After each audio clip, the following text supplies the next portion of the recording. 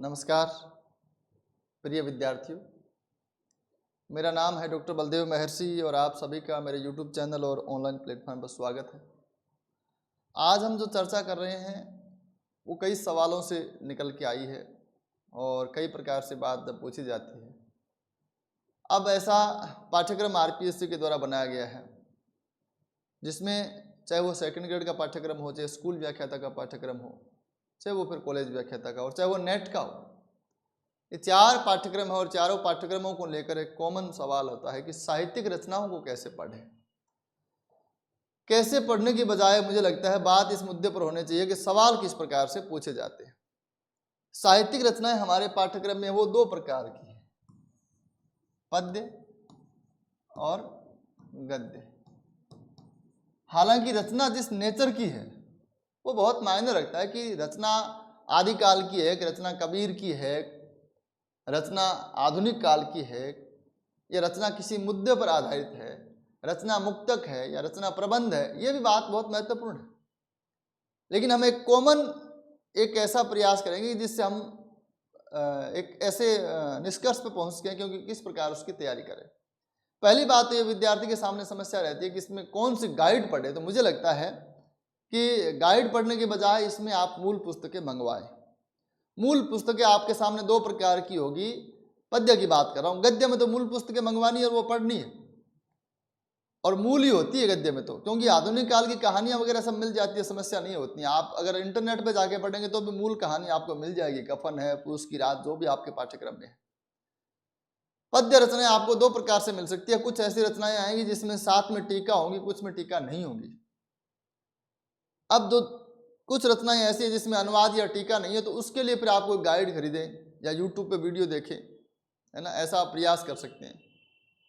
असल में हमें करना क्या होता है, साहित्यिक रचनाओं से जितने प्रश्न आते हैं, एक बात निश्चित है कि वो सारे के सारे प्रश्न हल किए जा सकते हैं। ये एक ऐसा पोर्शन है जिसमें आप मेहनत करेंगे तो आप अधिकतम स्कोर कर पाएंगे। बहुत स्कोरिंग पोर्शन होता है। विद्यार्थी थोड़ा इसमें बार बार घबराते हैं। मैं बार बार देखता हूँ रचनाएं कहाँ से पढ़ें, रचनाएं कहाँ से पढ़ें, साहित्यिक रचनाएं। मुझे लगता नहीं है इतना बड़ा कोई मुद्दा है। ये ऐसी चीज है जिसमें आप बार बार अगर इसको आप पढ़ते हैं तो इसमें आप अच्छा स्कोर कर सकते हैं, सारे के सारे प्रश्न सही कर सकते हैं। अब किसी परीक्षा में 20 प्रश्न आते हैं साहित्यिक रचनाओं से, तो आप 20 के 20 सही कर सकते हैं, एक दो को छोड़कर, क्योंकि प्रश्न बहुत सामान्य होते हैं। शर्त यह है कि आप 3 या 4 बार उस रचनाओं से होकर निकलें, और जब होकर निकलें तो आप किन किन बातों की ध्यानपूर्वक, सावधानी पूर्वक आप किन किन बातों का ध्यान रखें, कौन कौन सी बातों को नोट करते हुए चलें, कौन कौन सी बातों को नोट्स बनाएं, कौन कौन सी बातों का खाली ध्यान रखें। मेन और मतलब मुख्य बात यह कि यहाँ अगर चेतना आपकी सही तरीके से काम करती है, जिसका आप कहा चेतो, ठीक है, अगर वो सही तरीके से काम कर रहा है तो आपके प्रश्न सही होंगे। पहले हम पद्य रचनाओं की बात करें। जब आप पद्य रचनाओं को पढ़ रहे हैं तो मुख्य और मूल काम आपको यह करना है कि पहले उसका आपको शब्दार्थ समझना है। अगर आपके पाठ्यक्रम में उसका एक छोटा हिस्सा है, उसका मान लीजिए जैसे कामायनी है और कामायनी का केवल आपके पाठ्यक्रम में श्रद्धा सर्ग है, तो आप श्रद्धा सर्ग पढ़िए। आप अगर कोई गाइड खरीदेंगे, कोई किताब खरीदेंगे, तो वहां आपको उसकी भूमिका के संबंध में, जयशंकर प्रसाद के संबंध में, कामायनी के बारे में कथनों की भरमार मिलेगी। प्रश्न तो कामायनी के श्रद्धा सर्ग में से आना है। श्रद्धा सर्ग में अगर 2 पेज हैं तो 2 पेज में प्रश्न आएगा। आप इसके अलावा कुछ पढ़ने की आपको आवश्यकता नहीं। कभी कभी ऐसा होता है कि पूरी पुस्तक की पाठ्यक्रम में शामिल रहती है, जैसे सौंदर्य की नदी नर्मदा पूरी पुस्तक की पाठ्यक्रम में, तो वहां तो फिर भूमिका से भी सवाल आ सकता है। नेट में बहुत सारी किताबें, पूरी किताब है, तो वहां अगर कोई किताब की भूमिका है तो वो आपको पढ़नी पड़ेगी। भ्रमर गीत सार की भूमिका से सवाल मैंने नहीं देखा, और जो भूमिका में जो मुख्य मुख्य बातें वो इतिहास में हम पढ़ चुके, तो फिर वहां उसको देखने की आवश्यकता नहीं है। आपको पहला काम यह करना है कि शब्दों का अर्थ समझिए, और दूसरा फिर उसका भावार्थ समझिए। ये 2 काम करने हैं। इसके अलावा बाकी क्या रह गया? बाकी रह गया काव्य शास्त्रीय तत्व है, उसकी भूमिका आदि, ये सब चीजें देखने की जरूरत नहीं है। रस, छंद, अलंकार आदि है वो यहाँ नहीं पूछे जाते, वो वहीं पूछे जाएंगे जहाँ पोर्शन में लगते हैं, वो पाठ्यक्रम में शामिल है। एक बात यह भी है, बहुत सारे विद्यार्थी शब्दार्थ को लेकर भी संशय में रहते हैं। छोटी छोटी बातें बता रहा हूँ, हालांकि इससे आप अपमानित महसूस नहीं करें अपने आप को। नहीं कहते गुरु जी हो तो मान ध्यान ही हो, क्या बताओ इसी बात को। शब्दार्थ 2 प्रकार के होते हैं, शब्दकोशीय अर्थ और कविता के उस संदर्भ में आने वाला अर्थ। हमें कविता के संदर्भ में आने वाला अर्थ बताना है, न कि शब्दकोश का अर्थ। अगर किसी खास शब्द का अर्थ शब्दकोश में अर्थ भिन्न है, लेकिन कविता में एक अलग संदर्भ में इस शब्द का प्रयोग किया है, तो आपको कविता के संदर्भ में बताना है। हो सकता है विकल्प में दोनों मौजूद हों। आपको किसी शब्द का अर्थ पूछा जाए और वहाँ दोनों विकल्प मौजूद हो, पहला विकल्प है वो शब्दकोशीय अर्थ का और दूसरा कविता के संदर्भ का हो, तो आपको देखना है कविता का संदर्भ का प्रयोग करना है। ये मूल काम करना है पद्य में। क्या पद्य के नोट्स बन सकते हैं? नहीं बन सकते। तो कविता जब हम पढ़ रहे हैं, मान लो आपको राम की शक्ति पूजा आपको पढ़नी है या कामायनी का श्रद्धा सर्ग आपको पढ़ना है। आपने कामायनी के श्रद्धा सर्ग की किताब मंगाई, आपने गाइड मंगाई, वहां से आप अनुवाद देख रहे हैं। एक बार आप उस किताब के अंदर या फोटोकॉपी के अंदर जो भी आपके पास है उसमें शब्दों के अर्थ लिख लीजिए और डिटेल से ढंग से ये देख लीजिए कि अनुवाद क्या है। उसके बाद में बार बार उस गाइड को पढ़ने की जरूरत नहीं है। मैं एक बात यह भी देखता हूं कि विद्यार्थी कहते हैं कि साहब ऐसी किताब आई है जिसमें प्रत्येक रचना के बारे में 300 300 200 प्रश्न दे रखे। साहित्यिक रचनाएं प्रश्न, असल में साहित्यिक रचनाओं के प्रश्न वो अनिश्चित होते हैं। अच्छी बात है, आप किसी किताब के प्रश्नोत्तर पढ़ते हैं, आपने पूरी कामायनी का श्रद्धा सर्ग पढ़ लिया, हल कर लिया, समझ में आ गई सारी बात, अब कहीं से आप प्रश्न हल कर रहे हैं तो ठीक है, लेकिन आप पहले कामायनी का श्रद्धा सर्ग पढ़िए। श्रद्धा सर्ग पढ़ने की जरूरत नहीं है, सीधे प्रश्न आ रहे हैं उस गाइड में से, ऐसा मत करिए, ये सही तर्क नहीं है। तो पहला ये काम आपको करना है। ये काम करते समय आपको ध्यान में रखना है कि प्रश्न किस प्रकार से आ सकता है।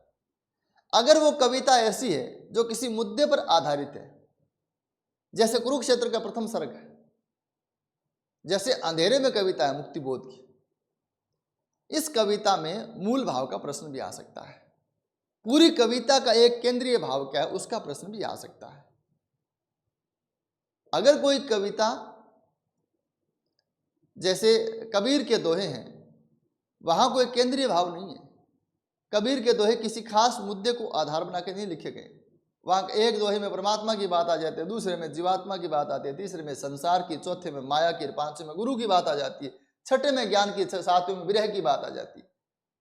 तो फिर ये नहीं कहा जा सकता कबीर के जो गुरुदेव को अंग है, हाँ ये तो पूछा जाए कि गुरुदेव को अंग में मुख्यतः केंद्र में कौन है, तो गुरु है, तो वो तो बहुत सामान्य प्रश्न है। लेकिन मूल भाव का प्रश्न कबीर के यहां नहीं बनेगा।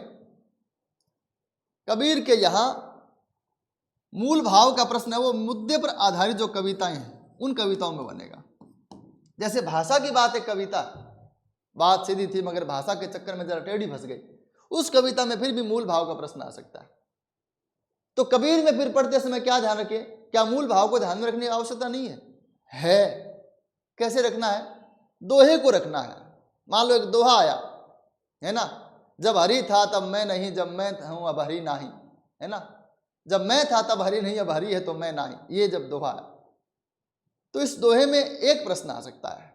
ये दोहा पूरा दिया जाएगा और फिर नीचे पूछा जाएगा इस दोहे का मूल भाव क्या है। तो दोहे का मूल भाव है, कबीर की समस्त रचनाओं का मूल भाव नहीं है भाव, क्योंकि प्रत्येक दोहा अपने आप में स्वतंत्र है।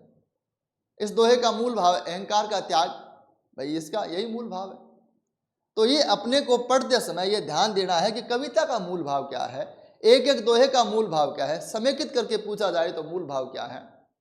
जल में कुंभ, कुंभ में जल था भीतर बाहर ज्ञानी, इसका मूल भाव पूछा जाए तो अद्वैत की भावना। ऐसे अपने को ध्यान में रखना है, ठीक है। तो पहला काम तो ये हो गया, मूल भाव पूरी रचना का, अगर वो मुद्दे पर आधारित है, अगर वो मुक्तक है। बिहारी का जैसे दोहा है तो बिहारी के दोहे में ऐसे प्रश्न आते रहते हैं, ठीक है। तीसरा जो प्रश्न पूछा जाएगा बड़ा सीधा और सरल पूछा जाता है कि यह पंक्ति, यह दोहा, यह रचना किसकी है। मान लो इसमें ज्यादा संभावना तब रहती है जब आपके पाठ्यक्रम में 15-20 रचनाकार हों, तो फिर एक पंक्ति उठाई जाती है कि यह दोहा किसका है। जैसे कबीर के 5 अंग लगते हैं सेकंड ग्रेड में, तो वहां पूछा जा सकता है कि यह दोहा किस अंग का है, तो आपको पहचानना है उसको। तो हमें ये पहचान बनानी होती है।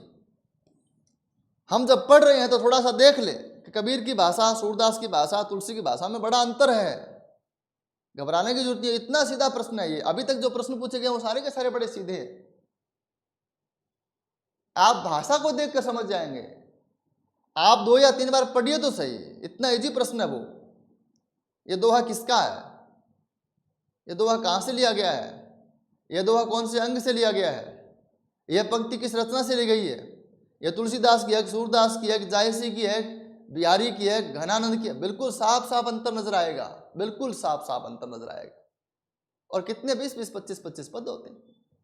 ठीक है, तो ये पंक्ति आस की है। पंक्ति किसकी है, कथन किसका है।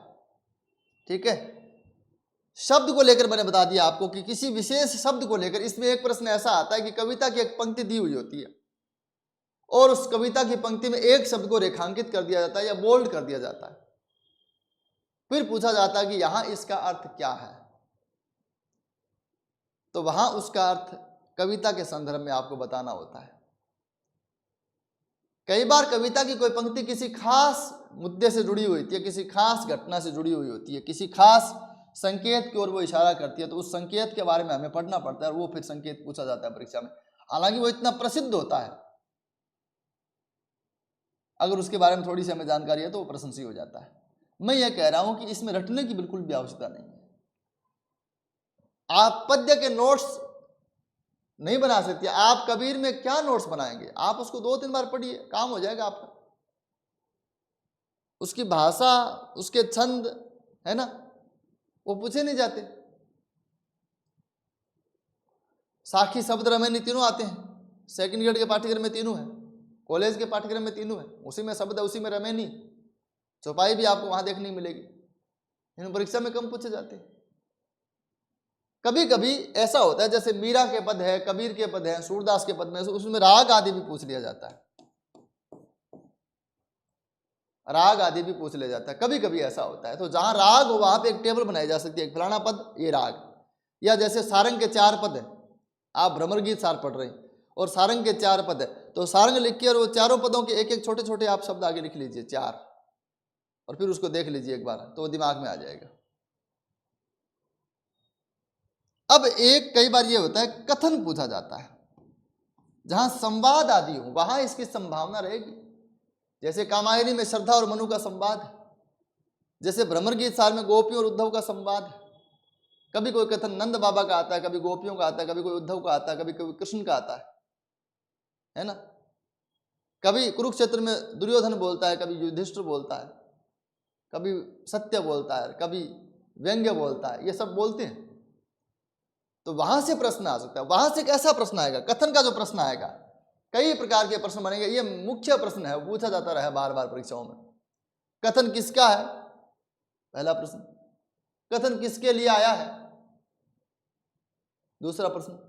कथन किसको कहा गया है, तीसरा प्रश्न। कृष्ण ने कहा तो कथन कृष्ण का है, उद्धव से कहा तो उद्धव के प्रति कहा, उद्धव को कहा गया है। किसके लिए कहा गया है, तो उसने राधा के लिए कहा गया कि मंत्री बन एक बसत हमारो, मित्र बन एक बसत हमारो, है ना।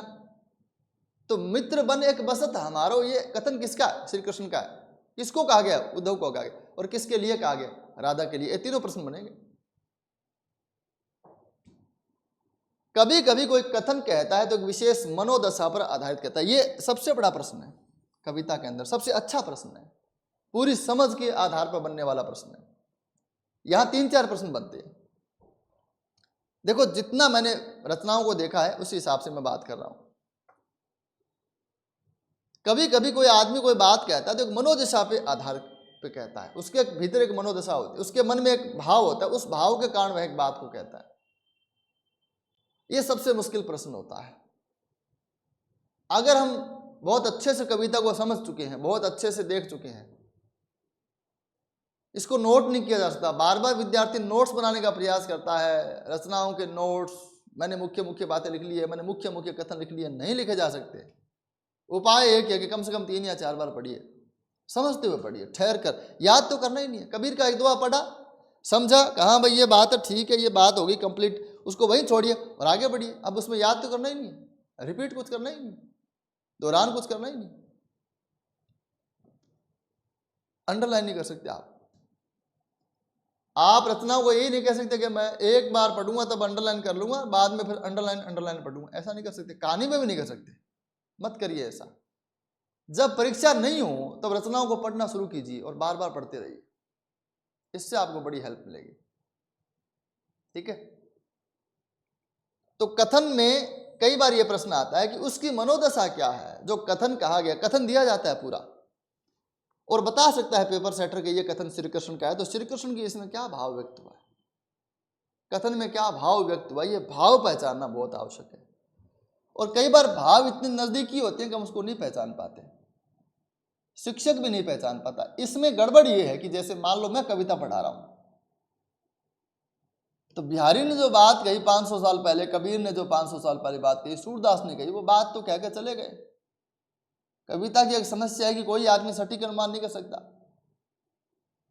मैं ये कहूं कि मैं सूरदास के बिल्कुल निकट पहुंच गया, नहीं, मैं 20% भी पहुंच जाऊं तो अच्छी बात है। कोई कविता का अर्थ करते समय उसके नजदीक पहुंच जाए, अच्छी बात है। बिल्कुल एग्जैक्ट उस स्थिति में नहीं पहुंच सकता जिस स्थिति में पहुंचकर कवि ने लिखा था। कोई बहुत बुद्धिमान और बहुत सहृदय हो तो आगे पहुंच सकता है,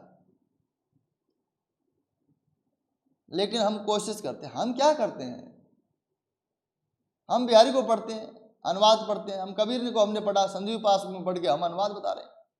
मैं बता रहा हूं, जैसे मान लो बताते बताते मैं कभी यूं कह देता हूं कि मैं ऐसा सोचता हूं, ऐसा हो सकता है, तो मेरा अनुमान ही तो है वो। हो सकता है पेपर सेटर को कुछ तीसरे प्रकार की बात सूझ गई और उसने परीक्षा में दे दी हो, इसलिए गड़बड़ होती है। इसलिए आजकल कभी कभी ऐसा होता है कि ये प्रश्न डिलीट भी हो जाते हैं, लेकिन ये प्रश्न आते रहते हैं, आने चाहिए। मुख्य प्रश्न तो यही है कि इसका भाव क्या है। तो इस प्रश्न के संबंध में ऐसा नहीं है कि भाई ऐसे प्रश्न क्यों आने चाहिए। तो कविता को लेकर मैंने 3-4 बातें नोट की थी। मूल भाव पूछा जा सकता है ना, शब्दार्थ पूछा जा सकता है। आपको देखना ये है, इसमें ये सारी बात छिपी हुई है। आप कविता का शब्दार्थ और भावार्थ समझते जाएंगे तो ये सारे प्रश्न अपने आप हल होंगे। ये इनको विशेष, लेकिन ये ध्यान रखना कि ऐसी ऐसी बातें पूछी जाती है, ऐसा सोचते हुए आगे बढ़ना है, ये कह रहा हूं मैं तो। ठीक है, इसके अलावा गद्य रचनाओं की बात करें, गद्य रचनाओं में कुछ समरी बन सकती है, कुछ नोट्स बन सकते हैं। गद्य रचनाओं में एक तो पहली बात तो ये ध्यान रखें कि फलानी रचना इसकी है। पहला सवाल तो यही है। अगर कोई यही ध्यान नहीं है कि पुरस्कार कहानी हमारे पाठ्यक्रम में वो जयशंकर प्रसाद की है या नहीं, तो ये तो भगवान ही मालिक है, फिर उसको तो परमात्मा, उसकी तो जीवात्मा शून्य में जा चुकी है, उसका क्या कर सकते हैं अपने। लेकिन इसके बाद में गद्य रचनाओं में, जैसे नेट के पाठ्यक्रम में गद्य रचनाएं हैं, उनकी एक टेबल होनी चाहिए कि ये कहानी है, ये आत्मकथा है, ये रिपोर्टाज है, ये रेखा चित्र है, ये संस्मरण है। ठीक है, एक सूचना इसमें बनाई जा सकती है, एक टेबल इसमें बनाई जा सकती है, जिसमें टेबल में रचना का नाम, लेखक का नाम, रचना की विधा, रचना का प्रकाशन वर्ष, संभव अगर आपको याद हो तो वो भी देखा जा सकता है ना। उससे कई बार क्या होता है, नेट में और कॉलेज में रचनाएं आगे पीछे लगवा देते हैं, आरोही अवरोही लगवा देते हैं, कभी कभी ऐसी संभावना बनती है। रचना में प्रमुख पात्र, क्योंकि गद्य में कई बार कहानी आदि में मुख्य पात्र भी रहते हैं, तो गद्य का एक टेबल बन सकता है ऐसा। प्रमुख जो पात्र हैं, विशेष पात्र है, या कौन से गांव की कहानी है ना, कहानी का प्रकार, सामाजिक कहानी है, ऐतिहासिक कहानी है, किसान की कहानी है, दलित कहानी, उसके बारे में विशेष विवरण में बात लिखी जा सकती है। तो एक टेबल तो ये बन सकती है गद्य में। दूसरी टेबल ये बन सकती है, दूसरी एक सारणी बन सकती है कि उसमें प्रमुख प्रमुख पात्र कौन से हैं। अगर वो कहानी या उपन्यास है तो उसमें पात्र में, या उसके पार्ट है तो पार्ट कितने हैं। जैसे मान लो नाटक है तो उसके अंक कितने हैं, प्रत्येक अंक में दृश्य कितने हैं, पात्रों का आपस में संबंध क्या है। कभी कभी आयु वगैरह ऐसे घटिया प्रश्न भी पूछे जाते रहे हैं। अगर कोई इसके अलावा डेटा आया है, कुछ भी कोई तथ्य आता है गद्य में रचनाओं में, तो वो आप नोट कर सकते हैं। बहुत कई बार ऐसी चीजें आपस में जुड़ती हैं, है ना, तो वो भी हमें देखनी चाहिए। इसके अलावा गद्य रचना में जो प्रश्न आता है वो मूल भाव का आ सकता है। मूल भाव कहानी का, उपन्यास का, नाटक का। और कभी कभी होता है कि किसी उपन्यास या नाटक के संबंध में 4 लाइनें आती है, उसमें से एक पंक्ति गलत होती है, तो वह हमें देखना होता है। जैसे आपको मैं पूछूंगी भाई गोदान आपने पढ़ा है? कहा जी पढ़ा है। तो गोदान में क्या है बताओ? तो इसका कोई एक उत्तर नहीं होगा। अगर 100 लोगों से ये प्रश्न पूछे जाएंगे तो 100 उत्तर आएंगे। अगर मान लो आपसे कोई इंटरव्यू में पूछे, कल को साक्षात्कार में पूछे, बताओ गोदान में क्या है, आपने गोदान पढ़ा है तो गोदान में क्या देखा, आपने क्या समझा? तो आपकी जिम्मेदारी नहीं है कि मैं सब बातें बताऊं। आप 4 ही बातें बताएं गोदान के बारे में, लेकिन वो चारों सही हो, इतनी जिम्मेदारी है। तो इसका सटीक उत्तर नहीं हो सकता गोदान में क्या है। तो कुल मिला के अगर जो 4 लाइन आपके सामने है तो आप ऐसी लाइन खोजिए जो गोदान में नहीं है, जो गलत है, और वो बहुत गलत होती है। बड़ी बड़ी रचनाओं में से, गोदान से, है ना, महाभोज से, ऐसी रचनाओं से, बड़ी बड़ी रचनाओं से प्रश्न आते हैं, वो उन्हीं के सही होते हैं जो उनको 2-3 बार पढ़ लेते हैं। फ्री समय जब भी आपको मिले, थके हुए जब आप हों, जब आपका पढ़ने में ज़्यादा मन नहीं करता हो, जब वातावरण ठीक नहीं हो, जब कभी आपको रेस्ट लेना हो, तो आप ऐसी रचनाओं को पढ़ सकते हैं। पढ़ते पढ़ते आप पेन हाथ में रहें, आप देखें कि यहाँ कोई वार्तालाप है, संवाद है। जहाँ संवाद होगा वहाँ से प्रश्न आ सकता है। कथन किसका है, किसको कहा गया है, किसके लिए कहा गया है, ठीक है। पढ़ते पढ़ते आप ये ध्यान रखेंगे कोई सूत्र आ रहा है क्या, कोई ऐसी गहरी बात आ रही है, कोई ऐसी लाइन आ रही है क्या, है ना, जो कोई ऐसी बात जो कहीं प्रतिबिंबित करती हो, जिसको मूल बात कहा जा सकता है, वो बात ही पूछी जा सकती है। रामचंद्र शुक्ल के 3 निबंध है, तीनों निबंधों से बार बार एक ही टाइप के प्रश्न आ रहे हैं कि ये बात कौन से निबंध से आई है। सेकंड ग्रेड में 3 निबंध लगते हैं, बार बार एक ही प्रश्न आता है, ये बात कौन से निबंध से। तो ये तो कहीं से भी आ सकती है। ये पंक्ति कौन सी रचना से है, ये प्रश्न गद्य का पहला प्रश्न है, ये पंक्ति कौन सी रचना से। तो कई बार विद्यार्थी इसके नोट्स बनाता है। मैं कह रहा हूं नोट्स गद्य के बन सकते हैं, लेकिन इतने बन सकते हैं कि आप एक टेबल बनाइए और वहां फिर पात्रों के नाम आदि, तथ्य आदि वो लिख सकते हैं। समरी एक बना सकते हैं 2 पेज की, एक बड़े उपन्यास की 2-3 पेज की समरी हो सकती है। आप 25 पेज में गोदान के नोट्स बनाएं, होरी के कथन लिखें, धनिया के महत्वपूर्ण कथन, सोना के महत्वपूर्ण कथन, भाई इससे कुछ होगा नहीं। इससे परीक्षा में प्रश्न सी हो जाए। आप ही होगा कि मैंने 15 पेज में बनाए थे, एक भी प्रश्न उसमें से नहीं आया। प्रश्न तो गोदान में से आना, आपके 15 पेज में से थोड़ी आएगा।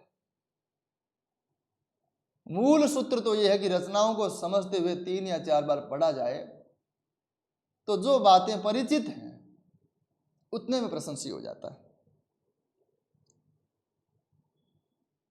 जो बातें परिचित हैं उसमें से प्रशंसी हो जाता है। सवाल यह भी रह जाता है कि क्या हम कोशिश करें कि मूल रचनाएं कहाँ से पढ़ें, किस प्रकाशन की पढ़ें। कई बार ऐसा होता है पाठ्यक्रम में प्रकाशन का नाम दिया होता है। अभी हाल ही में असिस्टेंट प्रोफेसर के लिए जो पाठ्यक्रम जारी होता है उसमें नाम दिया गया काशी नागरी प्रचारणी सभा। तो काशी नागरी प्रचारणी सभा का तो प्रकाशन विभाग बंद है। रमेश जी शुक्ल आजकल उसके अध्यक्ष हैं, तो उनसे बातचीत हुई तो उन्होंने कहा साहब हमारा तो प्रकाशन बंद है। तो फिर मैंने भाई किसी भी हालत में मिल सकती है, नहीं नहीं बिल्कुल ताला लगा उस पर, तो सीज है वो तो। हालांकि आरपीएससी ने पाठ्यक्रम में उनका नाम लिख दिया, लेकिन वो प्रकाशन विभाग बंद है, उस पर कोर्ट का कोई स्टे चल रहा है। फिर बनारस में मैंने दाएं बाएं से बात की, कई दुकानों से, कई बड़े मार्केट में जो मतलब बड़ी पुस्तकों की दुकानें उनसे, तो उनका काशी नागरी प्रचारणी की पुस्तकों का कहीं भी स्टॉक बनारस में तो नहीं है। तो फिर कौन से प्रकाशन के खरीदे, ये भी समस्या रहती है। इसमें बड़ी गड़बड़ होती है। आप अगर देखोगे तो आपको राजस्थान में ऐसे लोग मिल जाएंगे जो किताबें भेज देते हैं, है ना, छोटी छोटी गुटका टाइप किताबें निकालते हैं, उसमें बताने क्या क्या भरा रहता है। ये एक समस्या है। हालांकि मैं इसको कोशिश करता हूं कि मैं इसको पीडीएफ बना बना के इसको कहीं अपलोड करवाऊं, या ऐसी कोई व्यवस्था हो। भेजी तो नहीं जाएगी, कोई मोबाइल में मतलब नहीं भेजी जा सकती, लेकिन मुझे लगता है कि ये सब पीडीएफ पाठ्यक्रम आते हैं, पीडीएफ घूमने लगती है। मैं तो ये देख रहा हूँ व्हाट्सएप ग्रुप में सब, टेलीग्राम में सब आई जाती है। तो मुझे लगता है इसकी तो आपको समस्या नहीं होगी, तो मैंने गलत ही मुद्दा छेड़ दिया। पीडीएफ तो आपको मिल जाएगी कहीं ना कहीं से, लेकिन ठीक ठाक प्रकाशन से पुस्तकों को पढ़ें। और पुरानी रचनाओं की पीडीएफ मिल गई है तो उनको काम चलाएं, और तो क्या। कई बार ऐसा होता है, मेरे खुद के साथ हुआ, मैंने वीर सत्य पढ़ाई विद्यार्थियों को, गलत पढ़ाई 2 साल तक, बाद में मुझे मालूम पड़ा कि मैं गलत पढ़ा रहा हूँ। तो ऐसा नहीं है, हो जाता है कभी कभी, लेकिन इन चीज़ों से ज़्यादा फर्क पड़ता नहीं। कभी कभी वो चीज़ें नुकसानदायक होती है। तो मुझे लगता है कि रचनाएं जो हैं, साहित्यिक रचनाएं जो हैं, उनमें पद्य रचनाओं में अनुवाद के लिए आप किसी गाइड का सहारा ले सकते हैं, गद्य रचनाओं में आप मूल पढ़ें और कोशिश करें कि आप इनको 3 या 4 बार रिपीट कर सकें। इनको विद्यार्थी कई बार छोड़ता है, कई बार अंत में जाके पढ़ता है। ये चीज़ें अंत में जाके पढ़ने की नहीं है, ये साथ में शुरुआत करने की। जब आप जब आप तैयारी शुरू करते हैं तभी से आप उनको साथ में एक एक दो दो को पढ़ते रहिए। जितनी आपको समझ में आती है उतनी पढ़ती रहिए। आपको कोई शब्द समझ में नहीं आता तो गूगल पे जाइए, शब्दकोश में जाइए, है ना, कहीं ना कहीं उसका अर्थ आपको मिलेगा। आप पूरी पंक्ति गूगल पे डाल सकते हैं, कुछ पंक्तियों की तो अनुवाद आपको पूरे गूगल पे मिल जाते हैं। वहाँ से आप अनुमान लगाइए, कोई ज़रूरी नहीं है कि एग्जैक्ट आपको अनुवाद मिले, लेकिन वहाँ से आप अनुमान भी लगा सकते हैं। मुझे लगता है कि रचनाओं को लेकर जितनी बात मेरे दिमाग में थी और जितनी मैं कहना चाहता था उतनी मैंने कही है। आज के लिए इतना ही। धन्यवाद।